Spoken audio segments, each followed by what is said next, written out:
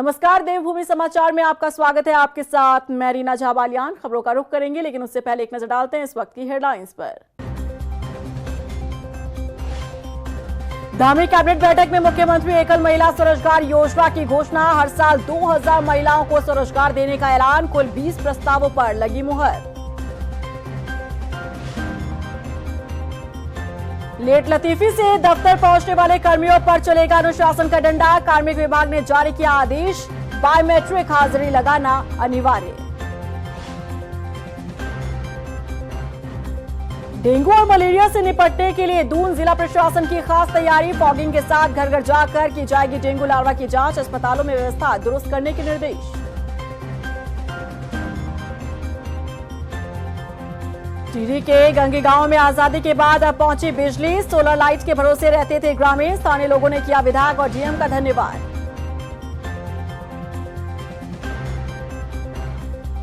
Dhami cabinet बैठक में आज मुख्यमंत्री एकल महिला स्वरोजगार योजना की घोषणा की गई। इसके साथ ही अब हर साल 2000 महिलाओं को स्वरोजगार देने का भी ऐलान किया गया है। सीएम धामी की अध्यक्षता में हुई मंत्रिमंडल की बैठक में 20 प्रस्तावों पर मुहर लगी है। आइए आपको ग्राफिक्स के जरिए बताते हैं कि मंत्रिमंडल की बैठक में किन बड़े फैसलों पर मुहर लगी है। धामी कैबिनेट ने ऑपरेशन सिंदूर के लिए मोदी सरकार को बधाई दी। मुख्यमंत्री एकल महिला स्वरोजगार योजना की घोषणा की। निराश्रित एकल महिला एंटरप्रेन्योरशिप को बढ़ावा देने के लिए 75% सब्सिडी देने की योजना को मंजूरी मिली। हर साल 2000 महिलाओं को स्वरोजगार देने का ऐलान। मुख्यमंत्री स्वरोजगार योजना का दूसरा चरण शुरू करने का फैसला। तपोवन से नरेंद्र नगर रोपवे के लिए टेक्निकल पार्टनर को शामिल करने का फैसला। ऊर्जा विभाग में व्यवस्था में सुधार को लेकर मैकेंजी की रिपोर्ट को कैबिनेट से मंजूरी। केंद्रीय आपदा फंड की राशि अब किसी भी शेड्यूल बैंक में बेहतर ब्याज के लिए रखी जा सकेगी। पशुपालन विभाग में नई नीति आई। राज्य में 65 पोल्ट्री फार्म बनाने की तैयारी। उत्तराखंड में आवारा पशु हटाने के लिए नई नीति। पशुपालन विभाग को नोडल बनाया गया। आवारा पशु हटाने के लिए गौशाला निर्माण का अधिकार अब डीएम को दिया गया। एनजीओ को गौशाला निर्माण के लिए 60% सब्सिडी देने की तैयारी। वित्त विभाग संयुक्त आयुक्त के पद के प्रमोशन नियमावली को मंजूरी। उत्तराखंड में किशोर न्याय निधि नियमावली को मंजूरी। स्ट्रीट चिल्ड्रन पॉलिसी को मंजूरी। उत्तराखंड में फायर सर्विसेज से जुड़े मानक में बदलाव को कैबिनेट की मंजूरी। उत्तराखंड में स्वजल विभाग से जुड़े प्रोजेक्ट को काम पूरा होने तक चलाया जाएगा। उत्तराखंड में वर्चुअल रजिस्ट्री को मंजूरी। वर्चुअल रूप से वीडियो केवाईसी करने को मंजूरी। परिवहन विभाग उत्तराखंड में ग्रीन सेस में 28 से 30% इजाफे को कैबिनेट की मंजूरी। लगभग 20 मत थे आज, 20 मत थे। तो इसमें सबसे पहला मत था, ये ऊर्जा विभाग का मत था। ऊर्जा विभाग के द्वारा जो मैकेंजी कंपनी है उसके माध्यम से यूपीसीएल में कैसे सुधार किया जा सकता है उसके बारे में एक रिपोर्ट प्रस्तुत की गई थी। रिपोर्ट के आधार पे एक पॉलिसी डॉक्यूमेंट ऊर्जा विभाग के द्वारा बनाया गया था। उसी का आज माननीय मंत्रिमंडल के सम्मुख प्रस्तुतिकरण किया गया।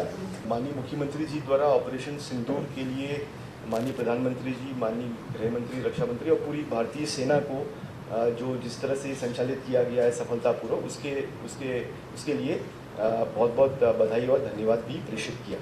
और ये भी निर्णय लिया गया कि इसको महामहिम राष्ट्रपति और महामहिम प्रधानमंत्री जी और रक्षा मंत्री जी को प्रेषित किया जाए।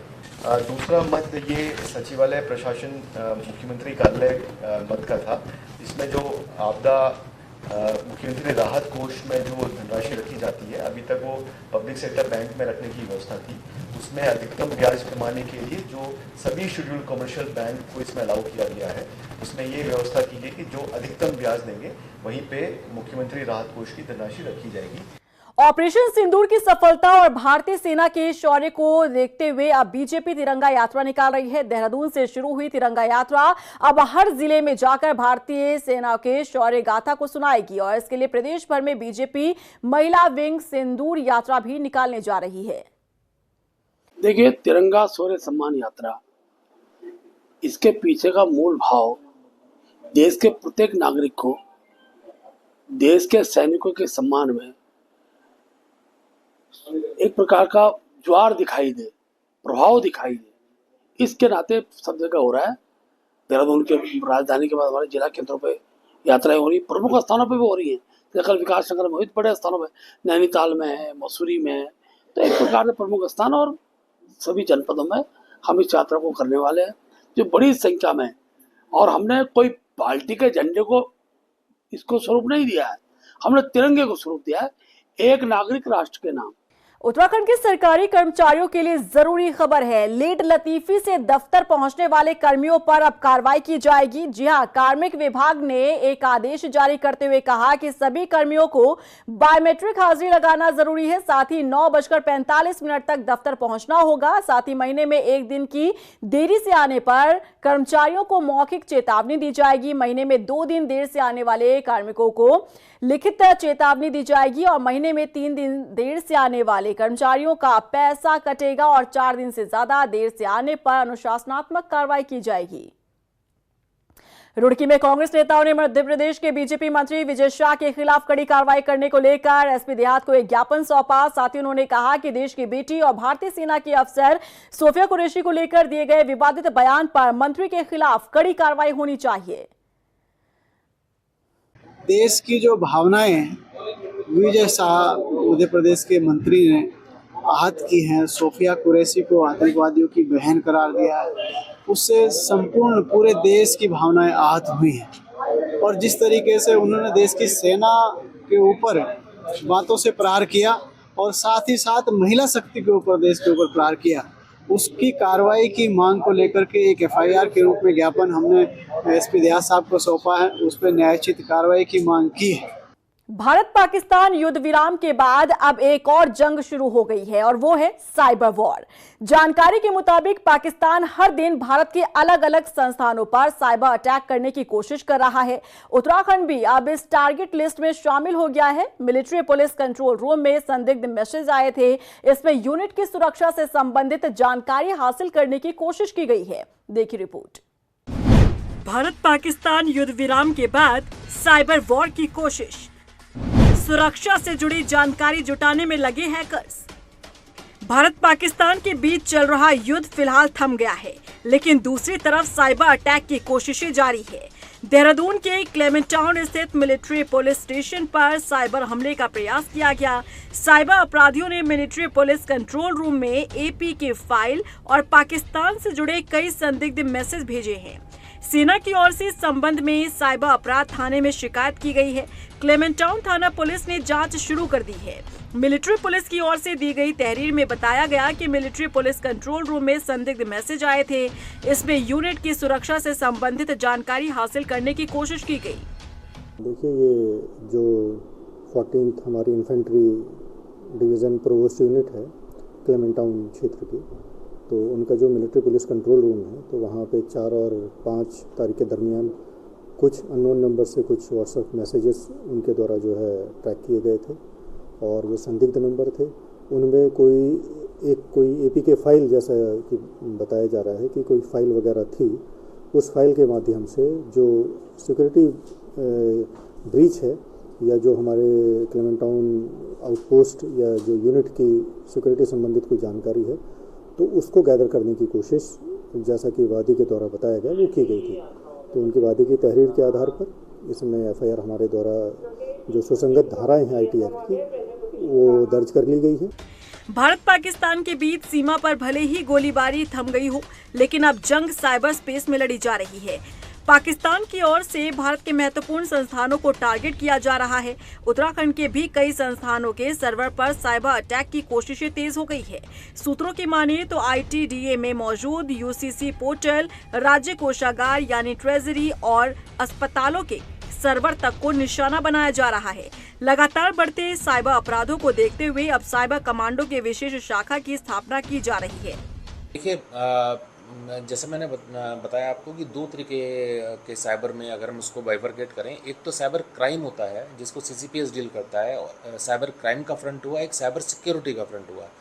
साइबर सिक्योरिटी में सर्ट यूके एक डेडिकेटेड टीम है जो आईटी इंफ्रास्ट्रक्चर की सिक्योरिटी देखती है और ये सर्ट इंडिया की तर्ज पर है और 82 हमारे जो मैंने बताया आपको साइबर कमांडो चयनित हुए हैं और ये जब प्रशिक्षण पूर्ण करके हमारे आते रहेंगे तो हमारी जो टीम है जो साइबर सिक्योरिटी देखती है, जो कि साइबर अटैक के अगेंस्ट काम करती है, अपने इंफ्रास्ट्रक्चर को किस तरीके से प्रोटेक्ट किया जाए, इस फ्रंट पे काम करती है। तो हमारी टीम लगातार इसमें स्ट्रांग होती रहेगी।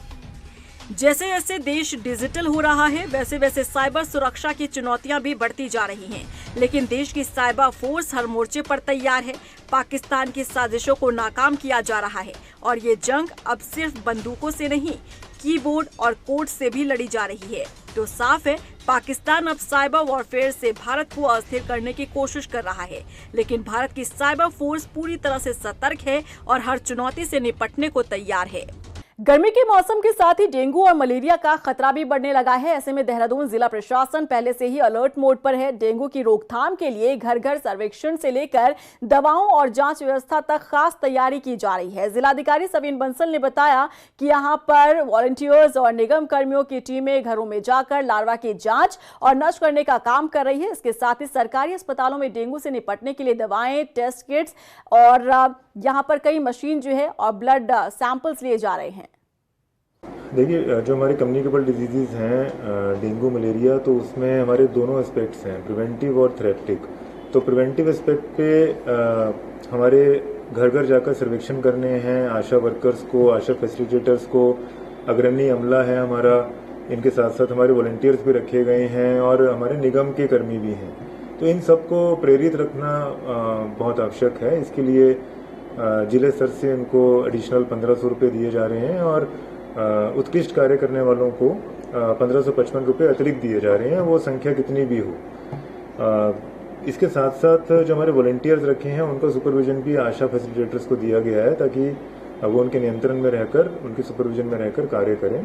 उत्तरकाशी में महिला अस्पताल में फैली बदहाल व्यवस्थाओं के खिलाफ कांग्रेस कार्यकर्ताओं ने जमकर हंगामा किया। बता दें, जनपद में स्थित महिला अस्पताल में दूर दराज के इलाकों में महिलाएं इलाज के लिए आती हैं, लेकिन डिलीवरी के आखिरी समय पर उन्हें देहरादून के लिए रेफर किया जाता है। ऐसे में आपको बता दें कि कई बार मरीजों को काफी दिक्कतें आती है और कई बार तो इलाज के अभाव में महिलाओं की मौत हो जाती है। बिगड़ी व्यवस्थाओं को सुधारने के लिए कांग्रेसियों ने प्रदर्शन किया है कि पिछले 2 दिन पहले जिला अस्पताल के अंदर जो महिला अस्पताल है उसमें क्या घटना हुई है। हमारी बहन सीमा देवी जो हैं, उनके साथ उनकी नॉर्मल डिलीवरी होने के बावजूद भी उनकी मृत्यु हो जाना, हॉस्पिटल के जो स्टाफ है उन पर प्रश्न चिन्ह खड़ा करता है। तो जिसमें प्रथम दृष्टया जो है हमारे जो गायनेकोलॉजिस्ट हैं उनके द्वारा बताया गया कि प्रथम दृष्टया जो है एम्ब्रियोटिक फ्लूइड एम्बोलिज्म का जो केस लग रहा है।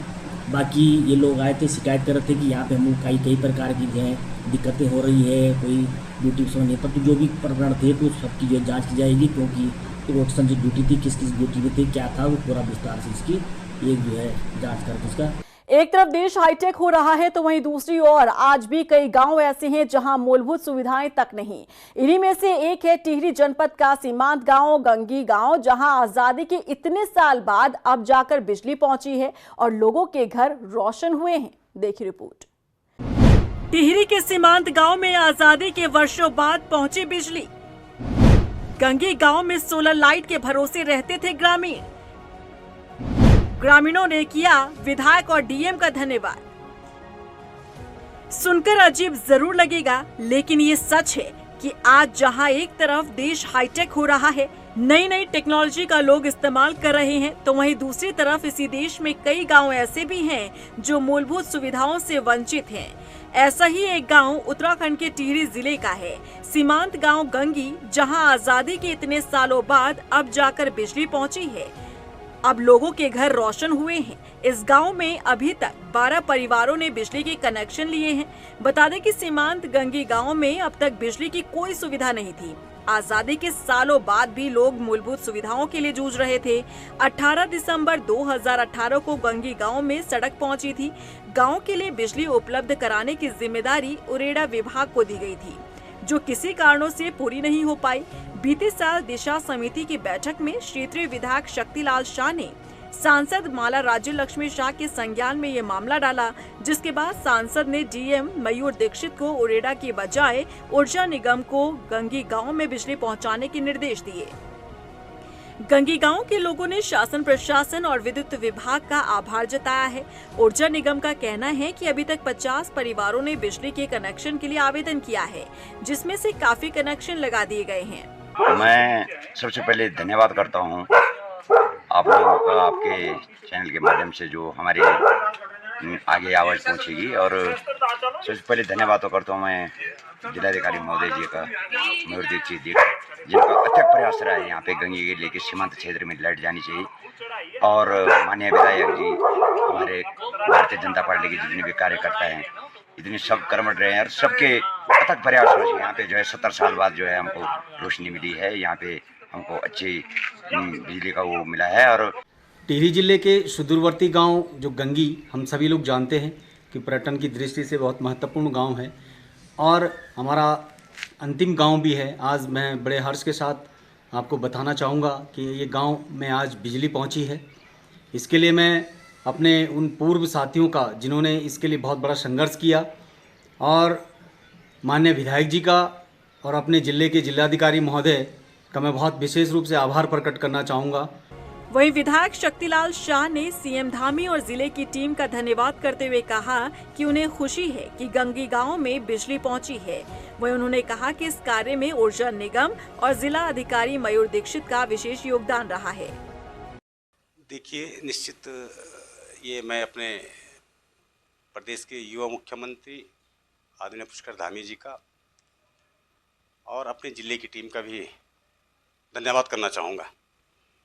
मैं निरंतर इसके लिए संघर्ष करता रहा। आप इस बात को भी भली भांति जानते होंगे कि मैं 2016 में मैंने 6 दिन का आमरण अनशन किया था और मेरा उद्देश्य ये था, मेड, मरवाड़ी, पिंसवाड़, गेंवाली, गंगीरी, ये 6 गाँव के लिए मैंने विद्युतीकरण के लिए मैंने आमरण अनशन किया था। जनरल साहब का मुझे फ़ोन आया, महारानी सांसद हमारी टिहरी रियासत की, वो आए, उन्होंने मेरा आमरण अनशन तोड़वाया। और आज मुझे खुशी है कि समय लगा, लेकिन पूरे 6 के 6 गांव में और विशेषकर गंगी गांव में तो अभी 1 सप्ताह पहले ही वहाँ बल्ब जला, लोगों को लाइट मिली। टिहरी के डीएम मयूर दीक्षित ने बताया कि गंगी गांव में बिजली पहुंचना एक बड़ी उपलब्धि है। सरकार के द्वारा जो हमारे सीमांत गांव है, वहाँ पर बेसिक इंफ्रास्ट्रक्चर है, उसको प्रोवाइड कराने के लिए सभी कदम उठाए जा रहे हैं। इसी क्रम में हमारे डिस्ट्रिक्ट का जो सीमांत गांव है गंगी, वो सबसे दूरस्थ गांव भी था। वहाँ पर अभी तक बिजली की सप्लाई नहीं थी और केवल सोलर लाइट्स के भरोसे ही गाँव के लोग अपना जीवन यापन करते थे। इसमें राज्य सरकार के द्वारा अनुमोदन प्रदान किया गया लास्ट ईयर, और उसमें हमने तीव्र कार्य करते हुए वहाँ तक पावर लाइन पहुँचाई है और वहाँ पर अब बिजली के कनेक्शन भी दिए जा रहे हैं। और इसके साथ ही वहाँ पर सड़क की जो समस्या थी वो भी पूर्ण कर ली गई। देर से ही सही, लेकिन अब टिहरी के गंगी गांव के लोग उजाले में रह पाएंगे। घर में बल्ब जलेगा, पंखा भी चलेगा और गांव से अंधेरा भी छटेगा, क्योंकि अब गंगी गांव जगमगाएगा। दिनेशपुर में शक्ति फॉर्म के बीच सीधी बस सेवा शुरू होने से क्षेत्र की जनता ने सरकार का आभार जताया है। इससे पहले लोगों को दिनेशपुर से शक्ति फॉर्म जाने के लिए 3 बसों को बदलना पड़ता था। इस सफर को तय करने में करीब 3 घंटे का वक्त लगता था। वहीं सीधी बस सेवा शुरू होने से सफर करीब 1 से 1.5 घंटे में तय किया जा सकेगा। ऐसा ये 13 बसें चलेंगी 21 तारीख से। 6:30 बजे शक्ति फार्म से चलेगी, 6:30 बजे दिनेशपुर से चलेगी। और बहुत अच्छा हो गया कि शक्ति फार्म में आम लोगों की रिश्तेदारी है। यहाँ से बैठेंगे वहाँ उतरेंगे, वहाँ से बैठेंगे शक्ति फार्म से यहाँ उतरेंगे। इससे बड़ी सुविधा तो हो ही नहीं सकती है। पहले लोगों को रुद्रपुर जाना पड़ता था, फिर किच्छा बस्ते बैठना पड़ता था, फिर जो बेचारे बस वाले थे फिर शक्ति फार्म। अब सीधा शक्ति फार्म से बैठेंगे, सीधा दिनेशपुर आएंगे। बस ओनर हूँ मैं। ये बसें शक्ति फार्म से रुद्रपुर होते हुए सीधे दिनेशपुर पहुँचेंगी और दिनेशपुर से रुद्रपुर किच्छा होते हुए शक्ति फार्म पहुँचेंगी। पहलगाम आतंकी हमले और पंजाब के भटिंडा में आर्मी कैंट में लक्सर के एक युवक द्वारा पाकिस्तान के लिए जासूसी करने के बाद पुलिस अलर्ट हो चुकी है। रुड़की पुलिस ने सेना और पुलिस की वर्दी बनाने और बेचने वाले दुकानदारों को हिदायत दी है। बता दें कि रुड़की के लाल कुर्ती में कई दुकानें ऐसी हैं जिन पर सेना और पुलिस की वर्दी सहित सारा सामान मिलता है। ऐसे में पुलिस ने जागरूकता अभियान चलाकर लोगों को भी जागरूक किया है। देखिए, कुछ समय पहले आप लोगों ने ये मैटर उठाया था कि कई बार वर्दी की आड़ में फर्जी लोग घूमते हैं, तो काफ़ी समय पहले भी हमने अभियान चलाया और अभी थोड़ा सेंसिटिविटी के हिसाब से एक बार फिर इसमें हमने निर्देश किए थे कि जो भी ऐसे लोग हैं जो यूनिफॉर्म बेचते हैं वहाँ प्रॉपर चेक करें। चूँकि पिछले 10-15 दिनों से नेशन वाइड थोड़ा अलर्ट है, तो लगातार ये हमारी SOP भी रही है कि हम लगातार सत्यापन करते हैं। तो इस संदर्भ में हमने फिर से आज एक अभियान चलाया। वहीं हल्द्वानी में पुलिस ने सुरक्षा को देखते हुए सेना के ड्रेस बनाने वालों को जांच करने के निर्देश दिए हैं। सिटी मजिस्ट्रेट एपी वाजपेयी ने बताया कि सुरक्षा के लिहाज से शहर में सेना की वर्दी दिए जाने के जो नियम हैं उनका पालन करवाया जाएगा। साथ ही सेना की वर्दी या कपड़ा बेचने वालों का सत्यापन होगा और बिना आईडी कार्ड या जांच के किसी को भी सेना की वर्दी नहीं दी जाएगी। ये प्रकरण अभी संज्ञान में आया है कि जो हमारे सशस्त्र बल हैं उनसे संबंधित जो गणवेश है या अन्य सामान है उसके विक्रय के संबंध में कुछ सूचनाएं मिली हैं। उनको पुलिस के अधिकारियों के साथ इस सूचना को साझा किया जाएगा और जो भी इस तरह के विक्रेता हैं उनका सत्यापन कराने के लिए हम लोग कार्रवाई करेंगे और ये जो हमारे एग्जिस्टिंग रूल्स हैं उसका किसी तरह से वायलेशन न हो, ये हम सुनिश्चित करेंगे। गदरपुर से तराई केंद्रीय वन विभाग की पीपल पड़ाव रेंज में वन विभाग ने तस्करों पर बड़ी कार्रवाई करते हुए शीशम और सागौन की लकड़ियां जब्त की हैं। वन क्षेत्राधिकारी रूप नारायण गौतम ने बताया कि मुखबिर की सूचना पर कार्रवाई को अंजाम दिया गया। हालांकि आरोपी मौके से फरार है। इसका जो बैन से लगा क्षेत्र है वो 7 की संवेदनशीलता अलग कर एक विभाग के रूप में हम लोग भी परीक्षा करते हैं इसकी सहायता से उनको रोकने के लिए और जो भी अपराधी उनके विरुद्ध प्रभावी कार्रवाई करने की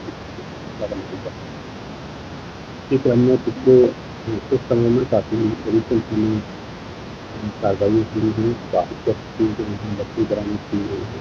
उत्तरकाशी में विश्व बैंक द्वारा वित्त पोषित पुलों के निर्माण में बड़ी धांधली का आरोप लगा है। बता दें कि उत्तरकाशी में साल 2020 से लेकर 22 तक विश्व बैंक द्वारा वित्त पोषित 7 पुलों का निर्माण किया गया था, जिसमें आरटीआई से खुलासा हुआ है कि निर्माण कार्य में 40% फर्जी बिलिंग हुई। साथ ही बड़ी अनियमितताएं सामने आई है। इस मामले में लोक निर्माण विभाग के अधिकारी भी गोलमाल जवाब देते नजर आए। निर्माण में भी हो गई, जब इतना दिख रहा निर्माण में तो विभाग के क्या है क्या नहीं वो तो इसके बारे में हम ज़्यादा नहीं जान सकते, पर होगा इसमें भी बेईमानी होगा। बीच में भी सारा मुझे तो लग रहा सारा गोलमाल है। ये वर्ल्ड बैंक के डिवीजन बंद हुए थे तो वर्ल्ड बैंक द्वारा हमारे यहाँ पर अपना रिकॉर्ड रखा गया था, जैसे उनके डॉक्यूमेंट्स वगैरह और पुल भी और जो वर्कों से संबंधित है तो हमारे पास इनके डॉक्यूमेंट्स वगैरह वो उपलब्ध हैं। तो इसके साथ वीडियोग्राफी वगैरह उनके द्वारा कोई उपलब्ध नहीं कराई गई, तो डॉक्यूमेंट्स वगैरह है वही उपलब्ध है हमारे। अल्मोड़ा के सल्ट थाना क्षेत्र में पुलिस ने एक युवक को 11.325 किलोग्राम गांजे के साथ ही गिरफ्तार किया है। आरोपी लगेज बैग में कपड़ों की आड़ में गांजा भरकर मुरादाबाद ले जा रहा था। गांजे की बाजार में कीमत लगभग 2,83,125 रुपए बताई जा रही है। वहीं आरोपी के खिलाफ मुकदमा दर्ज कर आगे की कार्रवाई शुरू की गई है। देखिए, नशे खिलाफ हमारा ये अभियान लगातार जारी है। ये हमारा प्रण है कि भाई यथासंभव जहाँ तक हो हम नशे खिलाफ कार्रवाई करें और नशा मुक्त हम जनपद को करने के लिए जितना हम हो सकता है योगदान करें। उसी क्रम में मैं ये कह सकता हूँ कि आज एक कार्रवाई करते हुए हमारे सल्ट थाना पुलिस ने लगभग 11 केजी से अधिक के गांजे के साथ एक युवक को गिरफ्तार किया है। यह युवक बेसिकली फेरी का काम करता था और बाद में उस सूटकेस में ये अपना गांजा उसको लेके जा रहा था, जिसकी कीमत लगभग 2.25 लाख के आसपास है। हरिद्वार के नगर कोतवाली क्षेत्र में एक 4 साल की बच्ची की हत्या कर शव को सुरंग के पास रेलवे ट्रैक पर फेंक दिया गया। मौके पर पहुंची पुलिस ने बच्ची के शव को कब्जे में लेकर पोस्टमार्टम के लिए जिला चिकित्सालय भेज दिया।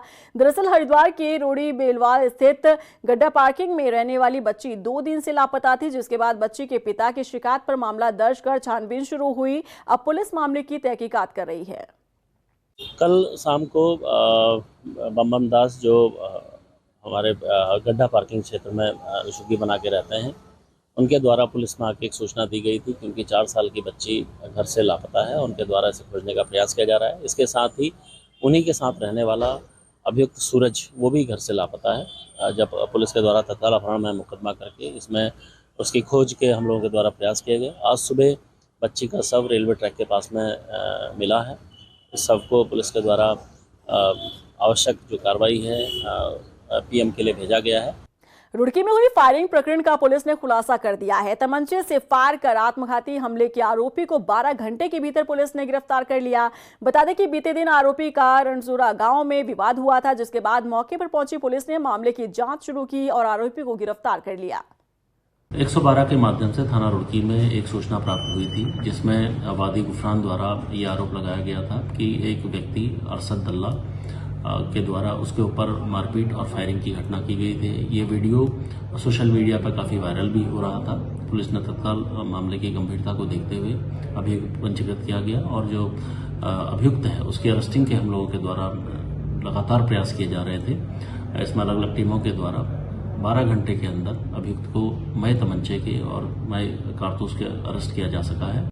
रुड़की गंगनहर कोतवाली इलाके के एक डिग्री कॉलेज में प्रोफेसर द्वारा छात्राओं से छेड़छाड़ का मामला सामने आया है। बताया जा रहा है कि कॉलेज में फिजिक्स प्रैक्टिकल का वाइवा चल रहा था और छात्राओं का वाइवा लेने एक प्रोफेसर चुड़ियाला कॉलेज में आया था। इस दौरान प्रोफेसर पर छात्राओं ने छेड़छाड़ का आरोप लगाया, जिसे लेकर कॉलेज प्रबंधन सहित अन्य छात्राओं ने थाने में पहुंचकर मामले की शिकायत की। कॉलेज में पढ़ती हूँ। मैं वाइवा देने के लिए गई थी एग्जामिनर को, तो पहले तो उन्होंने मुझे टच किया चीक्स पे, तो मैं पीछे गई तो उन्होंने मेरा हाथ पकड़ के आगे किया। फिर बाद में उन्होंने मेरे दोबारा ऐसे करके चीक्स पे फिर ऐसे किया और फिर बाद में उन्होंने मुझे बैड टच भी किया। बहुत सारों के चीक्स पे किया है। देखिए, हमारे पास भी एक तहरीर आई है, जो एक डिग्री कॉलेज है यहाँ, जहाँ एक पर्टिकुलर सब्जेक्ट में कोई दूसरे डिग्री कॉलेज से प्रोफेसर आए थे। तो जिन बच्चों का वाइवा लिया जाना था, उन्होंने पाया कि बच्चियों का ये कहना है कि उनके साथ प्रोफेसर साहब ने गलत संग से बैड टच किया और इंटेंशनली कुछ चीज़ें उनको गलत फील हुई हैं। तो प्रथम दृष्टया जो वहाँ घटनाक्रम पुलिस के संज्ञान में आया, जो चीज़ें पता करी, तो इस बात की पुष्टि होती है और तहरीर हमें प्राप्त हुई है काफ़ी सारी बालिकाओं की तरफ से। हम उसमें इमीडिएट मुकदमा दर्ज कर रहे हैं और आगे की कार्रवाई जो होगी वो की जाएगी। और इसी के साथ फिलहाल इस बुलेटिन में बस इतना ही, लेकिन चलते चलते एक नजर डालते हैं इस वक्त की हेडलाइंस पर। धामी कैबिनेट बैठक में मुख्यमंत्री एकल महिला स्वरोजगार योजना की घोषणा। हर साल 2000 महिलाओं को स्वरोजगार देने का ऐलान। कुल 20 प्रस्तावों पर लगी मुहर।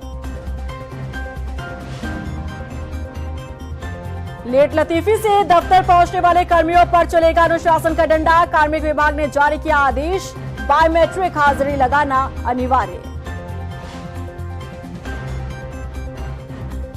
डेंगू और मलेरिया से निपटने के लिए दून जिला प्रशासन की खास तैयारी। फॉगिंग के साथ घर घर जाकर की जाएगी डेंगू लार्वा की जांच। अस्पतालों में व्यवस्था दुरुस्त करने के निर्देश। टिहरी के गंगी गांव में आजादी के बाद अब पहुंची बिजली। सोलर लाइट के भरोसे रहते थे ग्रामीण। स्थानीय लोगों ने किया विधायक और डीएम का धन्यवाद।